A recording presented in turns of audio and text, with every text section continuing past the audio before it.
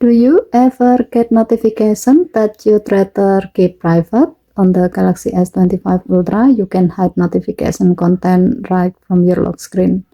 Here's to set it up. Go to Setting, swipe down from the top right corner of the screen to open up the Quick Settings panel, and then tap Settings icon. Scroll down the screen, tap Notification, tap Lock Screen Notification.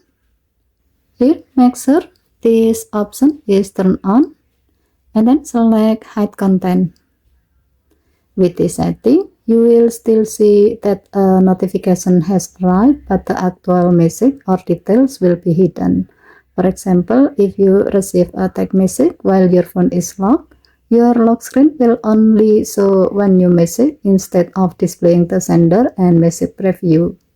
It's perfect when you are around friends or in a meeting and want to keep things private.